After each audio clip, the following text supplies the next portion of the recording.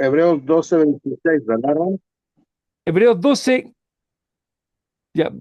Entonces, antes de seguir, eh, cuando el Señor dice, bienaventurados los que lloran, porque ellos recibirán consolación, decíamos, no se refiere a ese llanto natural, al llanto que uno tiene cuando tiene algún dolor, como el dolor de la pérdida, por ejemplo, o cuando un niño llora porque algo le duele, ¿cierto? Tampoco es el de la autocompasión o desesperación cuando uno se encierra en sí mismo sin buscar consuelo en el Señor. Tampoco es el llanto egoísta, cuando lloramos solo porque no conseguimos lo que queremos, como en el caso de Saúl. Y leemos en Hebreos capítulo 12, verso 15. Dice, mirad bien, no sea que alguno deje de alcanzar la gracia de Dios, que brotando alguna raíz de amargura os estorbe y por ella muchos sean contaminados. No sea que haya algún fornicario o profano como Esaú, que por una sola comida vendió su primogenitura, porque ya sabéis que aun después deseando heredar la bendición, fue desechado y no hubo oportunidad para el arrepentimiento, aunque la procuró con lágrimas. ¿Cierto? ¿Por qué lloró? ¿Por qué lloró Esaú? No porque haya reconocido su error, no porque haya reconocido su pecado, sino porque no tuvo lo que él quería, porque lo había despreciado. Él despreció la, la bendición de la primogenitura. Él, él por un plato de comida vendió a su hermano Jacob la primogenitura. Así que, aunque la procuró con lágrimas, él no lo obtuvo. Pero no se trata de ese llanto, ¿cierto? O como el rey Acab, ¿cierto? Eh, el rey Acab, cuando el primero de Reyes capítulo 21, primero de Reyes capítulo 21, el rey Acab quería la viña de Nabot y Dios no lo permitió. Primero de Reyes 21, primero de Mm. Reyes 21, verso 4.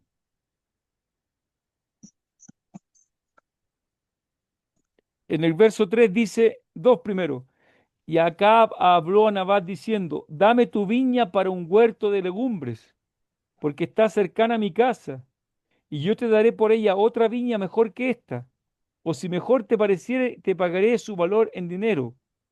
Y Nabot respondió a Acab, guárdame Jehová de que yo te dé a ti la heredad de mis padres. Y vino Acab a su casa triste y enojado por la palabra que Nabot de Jezreel le había respondido diciendo, no te daré la heredad de mis padres. Y se acostó en su cama y volvió su rostro y no comió. Fue taimado, enojado, llorando. ¿Por qué? Porque no consiguió lo que él quería. No se trata de ese llanto, porque es lo que Pablo dice en 2 de Corintios capítulo 7 verso 10, la tristeza que es según el mundo. Eso es lo que ocurrió.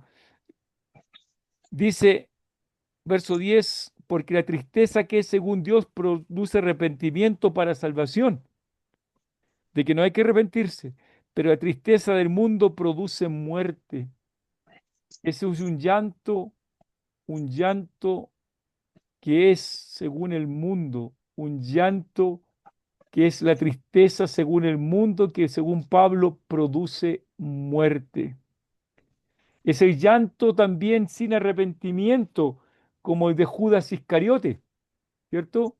Judas Iscariote sintió remordimiento, lloró, pero no buscó a Dios para arrepentirse. En vez de acudir a la gracia del Señor, ¿qué hizo él? Se desesperó, no tuvo confianza, no tuvo esperanza en el Señor y terminó ahorcándose. Su llanto fue de culpa, pero no se convirtió. Esa es la tristeza según el mundo. Él, Judas se entristeció, pero no buscó el perdón de Dios. Así que cuando el Señor dice, bienaventurados los que lloran, no se refiere, insisto, al llanto natural, al de la autocompasión o la desesperación, al llanto egoísta por no lograr lo que uno quiere, al llanto sin arrepentimiento, sin buscar el perdón de Dios. En otras palabras, no es el simple dolor humano, sino el lloro que conduce a Dios. Como Pablo lo dice ahí en 2 de Corintios, capítulo 7, verso 10, en la primera parte, la tristeza que es según Dios. La tristeza que es según Dios, esa tristeza que finalmente conduce ¿a qué? Al arrepentimiento. La tristeza que es según Dios produce arrepentimiento para salvación. Cuando una persona se da cuenta de su gran necesidad y acude al Señor, viene el llanto que va a traer ciertamente bendición. Bienaventurados los que lloran, Amén. porque ellos y solamente ellos recibirán consolación.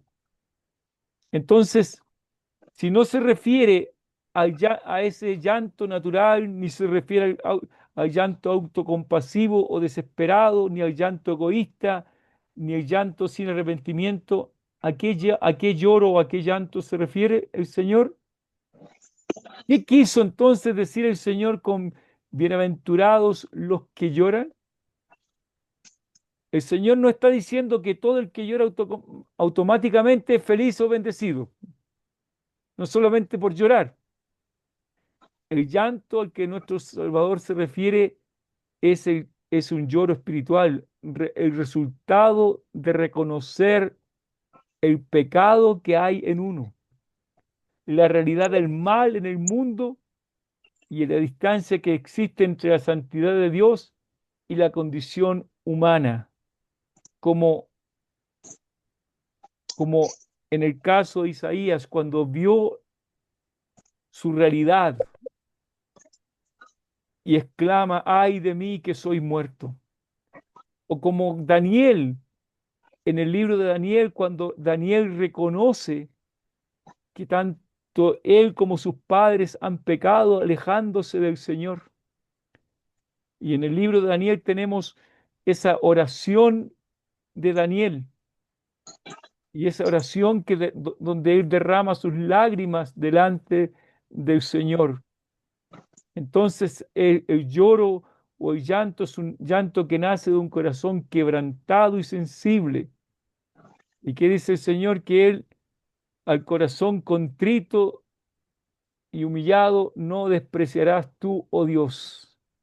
Es el lloro de un corazón contrito y humillado delante del Señor, reconociendo su indignidad. Ese es el que lamenta sinceramente la injusticia, la maldad y el sufrimiento que el pecado causa en la vida personal y de la sociedad. Cuando David, por ejemplo, en el Salmo 32, en el Salmo 32, David,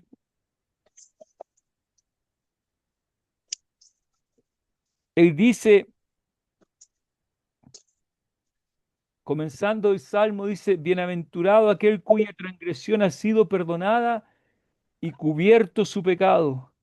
Bienaventurado el hombre a quien Jehová no culpa de iniquidad y en cuyo espíritu no hay engaño. Pero en el verso 3 dice, mientras callé, se envejecieron mis huesos en mi gemir todo el día, porque de día y de noche se agravó sobre mí tu mano, se volvió mi verdor en sequedades de verano. Selah. Mi pecado te declaré y no encubrí mi iniquidad. Dije, confesaré mis transgresiones a Jehová, y tú perdonaste la maldad de mi pecado. Pero mientras él no confesaba, mientras él guardaba silencio, mientras él procuraba ocultar ese pecado hasta que vino a él Natán, ¿cierto? ¿Qué ocurría? Mientras cayese, envejecieron mis huesos en me gemir todo el día. Porque aunque uno no crea, el pecado incluso puede producir enfermedad en el cuerpo. Correcto. Eso es lo que le estaba ocurriendo a David. Ujú. A lo mejor sentía eh, náuseas, a lo mejor sentía eh, que algo en su cuerpo, Malestares. malestar en su cuerpo, porque él necesitaba ir al Señor y reconocer su pecado, reconocer su maldad. Y por eso dice, mientras cayese, envejecieron mis huesos en mi gemir todo el día, Ujú. porque eso es lo que causa el pecado. Así que eh, el creyente verdadero es uno que ha reconocido su maldad y ha ido buscando perdón en el Señor. Así que el llanto al cual el Señor se refiere aquí es el que nace de un corazón quebrantado y sensible delante del Señor. Uno que lamenta sinceramente la injusticia que hay o el pecado que hay dentro de sí mismo, ¿cierto? Como también el pecado que nos rodea. Así que, ¿a qué se refiere entonces el Señor? ¿A qué tipo de lloro se estaba refiriendo el Señor? Principalmente al lloro por el pecado personal, un dolor genuino al reconocer haber ofendido a Dios, como el llanto que experimentó Pedro después que negó al Señor, ¿cierto? En Lucas capítulo 22, el Señor antes le había dicho a Pedro, ¿cierto? Simón, Simón, Satanás os ha pedido para zarandearos como a trigo. Pero yo he rogado por ti que tu fe no falte. ¿Y cómo respondió Pedro? Y fíjese, el Señor no le dijo Pedro, Pedro, sino le dijo Simón, Simón, porque le estaba hablando al, al hombre natural, al hombre que Ujú. confiaba en sí mismo, al hombre que estaba confiando en sí mismo. Entonces el Señor Satanás os ha pedido para zarandearos como a trigo, pero yo he rogado por ti que tu fe no falte. Y tú, una vez vuelto, confirma a tus hermanos. El Señor sabía que él habría de volverse al Señor. Pero ¿qué dice Pedro? Señor, dispuesto estoy a ir contigo no solo a la cárcel, sino también a la muerte. Y el Señor le anuncia entonces, Pedro, te digo que el gallo no cantará hoy antes que tú niegues 3 veces que me conocen. Y él seguramente pensó, todos te van a negar, pero yo jamás. Y sabemos que finalmente Pedro niega al Señor.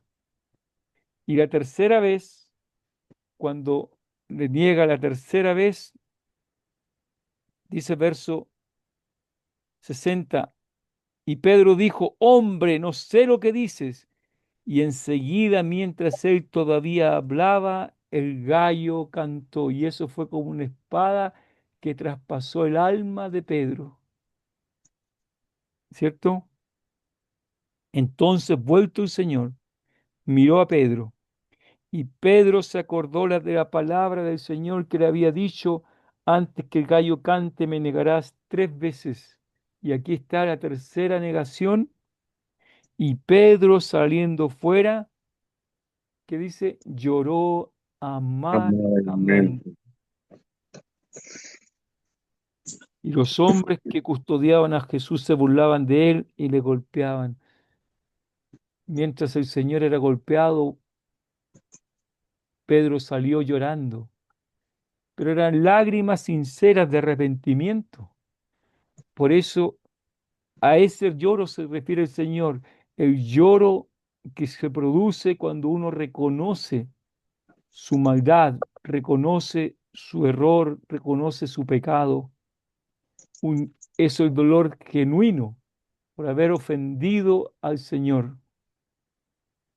Pero también es la tristeza, el lloro por la condición del mundo que nos rodea, es la tristeza que sentimos al ver la injusticia, la violencia, maldad y sufrimiento alrededor, como cuando nuestro Señor lloró al ver la situación de Jerusalén. ¿Cierto? En Lucas también, en el capítulo 19, cuando nuestro Salvador se acercaba a Jerusalén, él iba subiendo a Jerusalén y dice, verso 41 del capítulo 19, y cuando llegó cerca de la ciudad, al verla, lloró sobre ella, diciendo, oh, si también tú conocieses a lo menos en tu día lo que es para tu paz, mas ahora está encubierto de tus ojos. El Señor sabía lo que vendría para Jerusalén a causa de haberle despreciado. Pero no solamente el Señor manifestó ese lloro, ¿cierto? El lloro de quienes anhelan el reino de Dios, el lloro de quienes anhelan el día glorioso de estar con Él, un deseo profundo de ver la justicia y la paz de Dios manifestadas. Eh, ¿Y qué ejemplos tenemos de esto? Antes de ir a por qué son bienaventurados, ¿cierto? Tenemos lloros, llantos de quienes con arrepentimiento y sensibilidad espiritual lloraron. Ya dijimos, David lloró profundamente por su pecado y también por el asesinato de Urías Eteo. Lo vemos en el Salmo 51. El Salmo 51 es un salmo de arrepentimiento genuino, de arrepentimiento sincero. Leemos ahí en el Salmo 51. ¿Cómo comienza? Ten piedad de mí, oh Dios. Pero en la introducción al salmo, ¿qué dice? Al músico principal, salmo de David, cuando después que se llegó a Betsabé vino a él Natán, el profeta.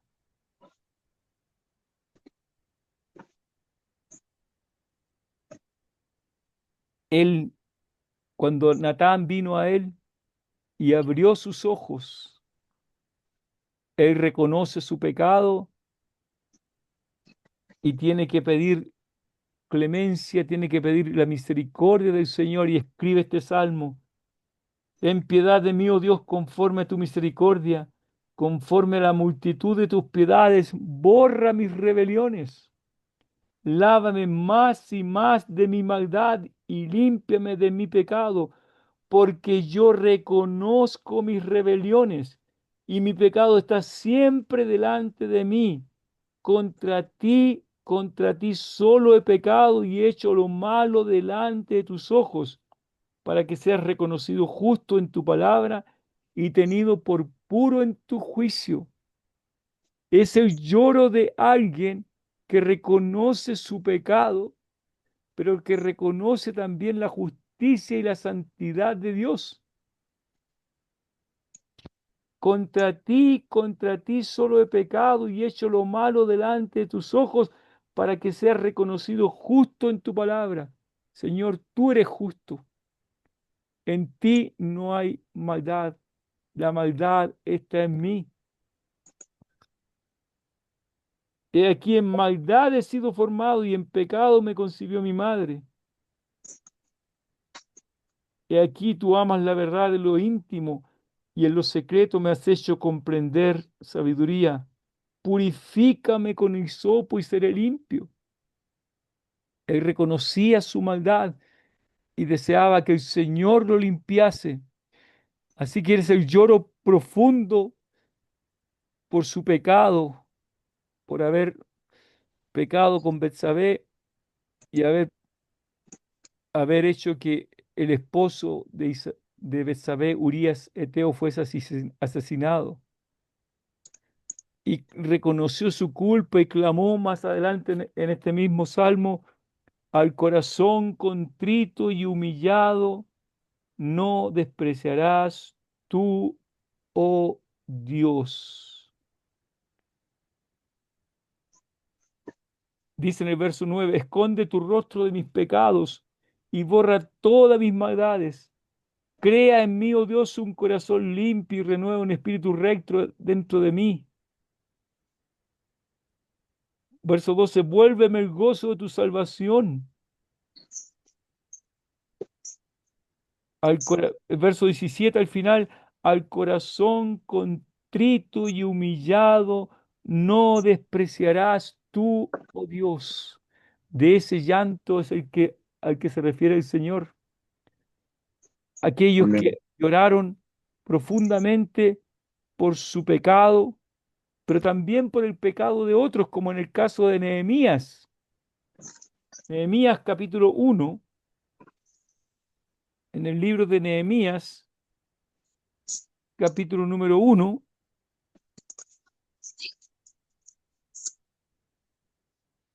Nehemías va a la ciudad de Jerusalén, pide permiso y dice, él, él- él recibe noticias, en el verso 3 del capítulo 1, recibe noticias de lo que está pasando en Jerusalén.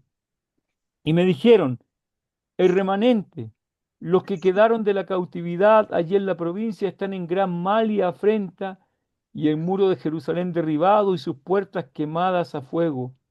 Cuando oí estas palabras me senté y lloré, e hice duelo por algunos días y ayuné y oré delante del Dios de los cielos.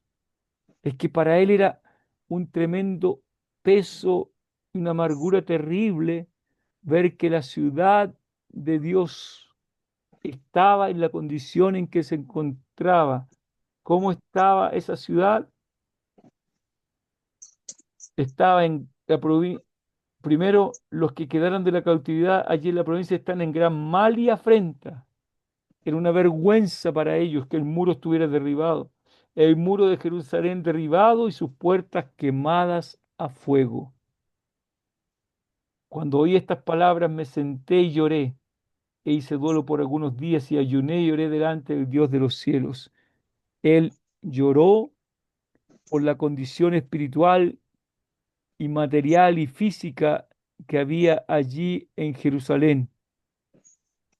También en el capítulo número 8, en el capítulo número 8, pues que el pueblo que participó en la reconstrucción de los muros, guiado por Nehemías y quienes le apoyaban, leemos eh, verso 8, y leían en el libro de la ley de Dios claramente y ponían sentido de modo que entendiese la lectura. Y Nehemías el gobernador y el sacerdote Esdras escriba y los levitas que hacían entender al pueblo dijeron a todo el pueblo, día santo es a Jehová nuestro Dios, no os entristezcáis ni lloréis, porque todo el pueblo lloraba oyendo las palabras de la ley. ¿Pero por qué lloraban? Porque se daban cuenta que ellos no habían hecho caso a la palabra de Dios y habían olvidado los mandamientos del Señor, habían olvidado de celebrar las fiestas solemnes que el Señor les había indicado y eso les causó dolor y lloraron, lloraron, se entristecieron oyendo las palabras de la ley. ¿Y qué les dice? Les dice, luego les dijo, id y comed grosuras y bebed vino dulce y enviad porciones a los que no tienen nada preparado, porque días santos a nuestro Señor. No os entristezcáis, porque el gozo de Jehová es vuestra fuerza. Y ese lloro se puede transformar en gozo cuando el creyente se sostiene como mirando al invisible. Fue el lloro que los llevó, ese lloro finalmente los llevó a buscar restauración en el Señor. Es el lloro que lleva a la restauración. Y como decíamos, Pedro, después de negar al Señor, salió fuera y lloró amargamente. Pero su llanto no fue un llanto desesperado, sino de arrepentimiento genuino que lo llevó finalmente a la restauración con el Señor. Y cuando el Señor aparece a él como resucitado, que le dice, Pedro, ¿me amas? Que dice, Señor, tú sabes que te amo. Claro, sabemos que no fueron las mismas palabras que utilizó Pedro que las que utilizó el Señor, pero había en Pedro un deseo genuino de ser restaurado por el Señor y lo fue. ¿Y cómo fue ocupado finalmente Pedro? Y bueno, nuestro Señor lloró por Jerusalén al ver su dureza y su rechazo. Lloró en Betania cuando su amigo Lázaro estaba muerto, aunque él lo iba a resucitar. Y que dicen que Jesús lloró. ¿Y qué dice la gente? Mirad cómo le amaba. Eran lágrimas de simpatía, como cantamos a veces. Su llanto fue compasión santa por el pecado y por el sufrimiento humano. Pero también tenemos el lloro de Pablo, ¿cierto? Cuando lloró cuántas veces por los corintios, por los gálatas, tuvo que derramar lágrimas. Y cuando él relata ahí en Segunda de Corintios capítulo 11, Segunda de Corintios capítulo número 11, eh, la preocupación que él tenía no solamente por el pecado que había alrededor, sino la preocupación que él tenía por los creyentes, por la iglesia o por las iglesias. Él, él relata todo lo que él tuvo que experimentar. Verso 24, de los judíos 5 veces he recibido 40 azotes menos uno.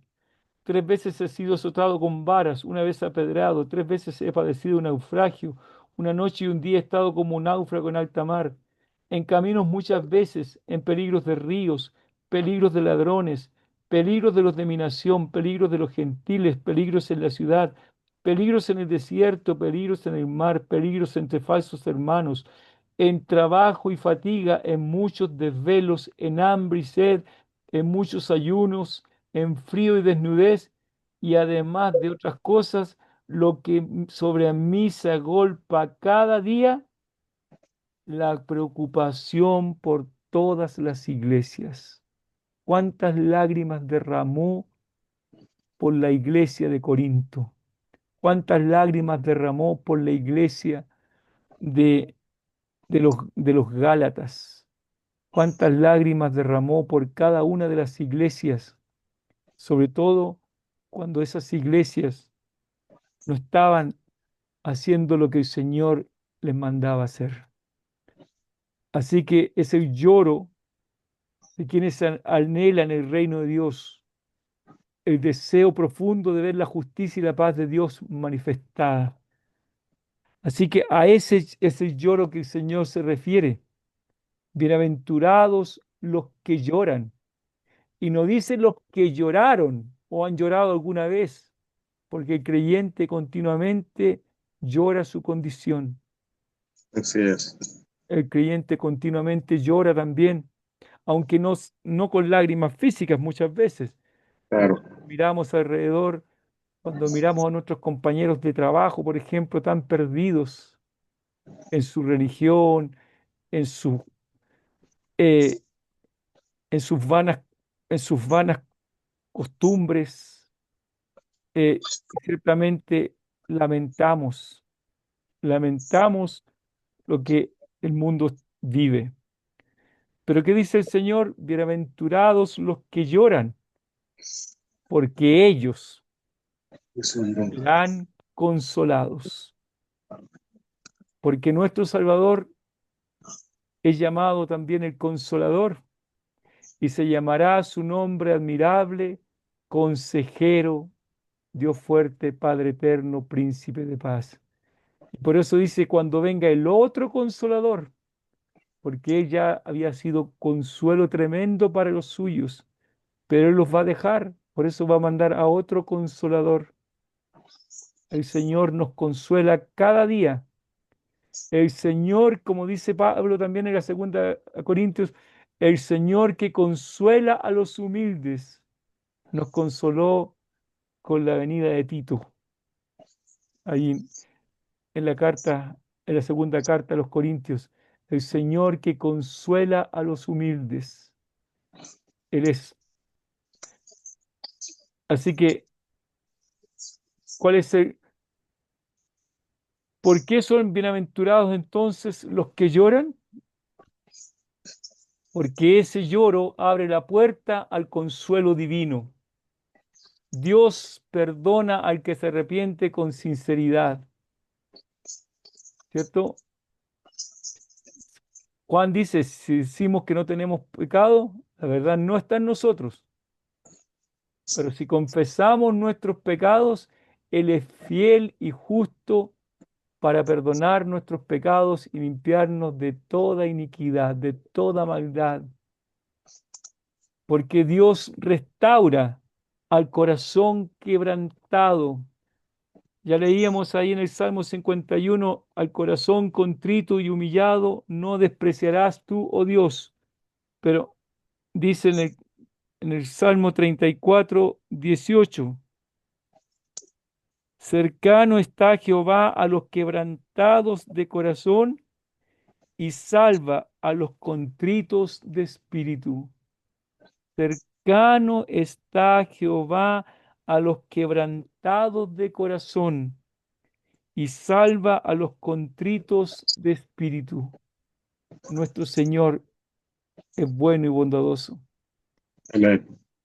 Pero además hay una esperanza eterna, gloriosa en los cielos, porque dice que Dios enjugará toda lágrima de los ojos de ellos.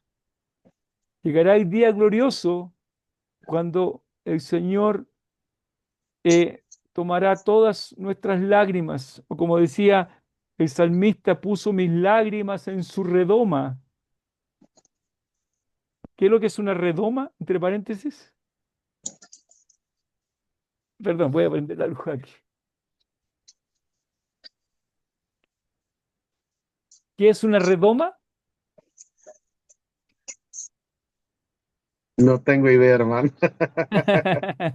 Hermano Guillermo, ¿qué es una redoma? Ni idea, hermano. Bueno, eh, dice uno de los, en el Salmo 56, 8, mire,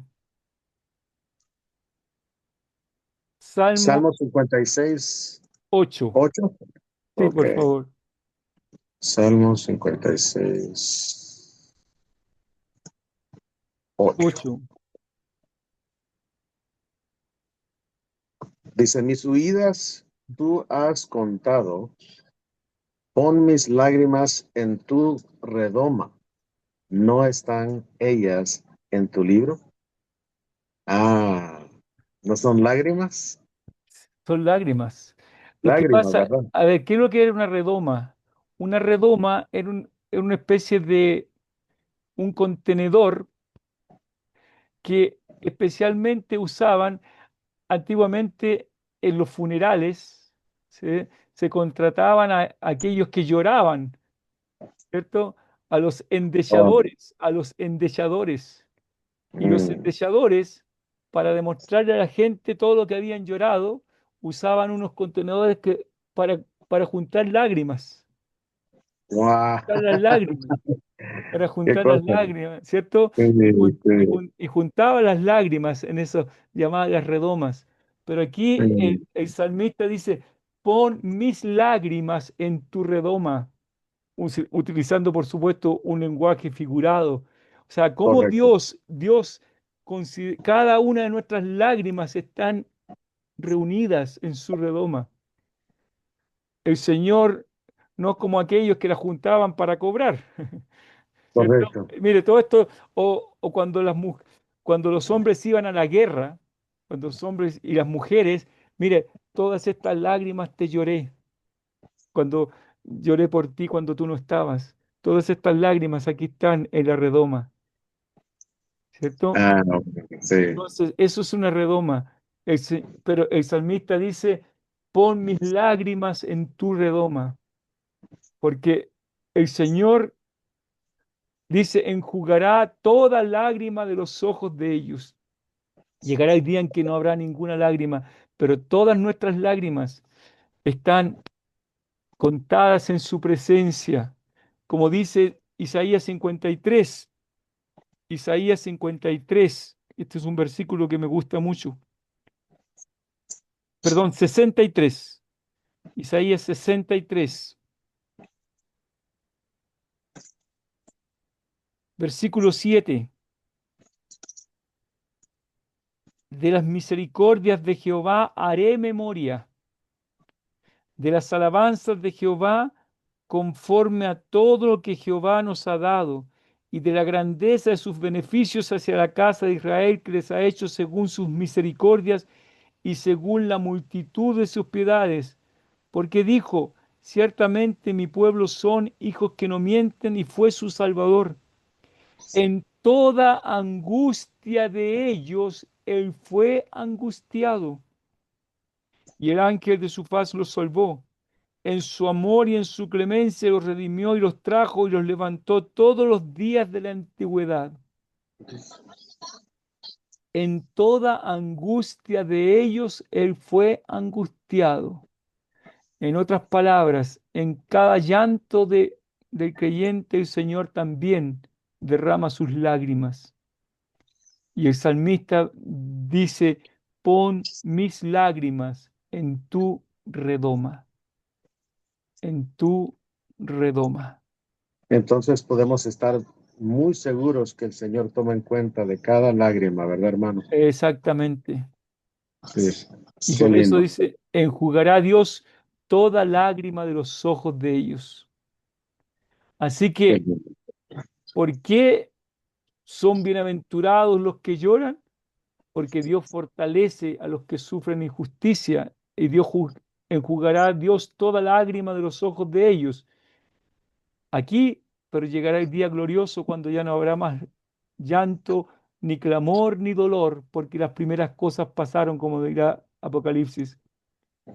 Así que el verdadero consuelo no es simplemente dejar de llorar, sino experimentar la paz y la esperanza que solamente nuestro Dios nos da.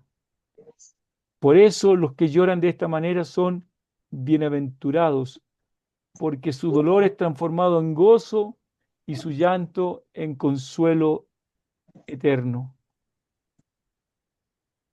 Bueno, y aplicaciones también para nuestra vida. ¿Lloramos por nuestro pecado o lo justificamos? Porque muchas veces el pecado de otro es más grande que el nuestro. El nuestro no son errores, bueno, lo hice sin querer. Tenemos que aprender a examinarnos. Examinaos a vosotros mismos si estáis en la fe. Probaos a vosotros mismos, dice Pablo en 2 Corintios 13. ¿Somos sensibles ante el mundo? ¿Nos duele la injusticia y la necesidad espiritual de otros? ¿Tenemos esperanza en el consuelo de Dios? Él transformará las lágrimas en gozo.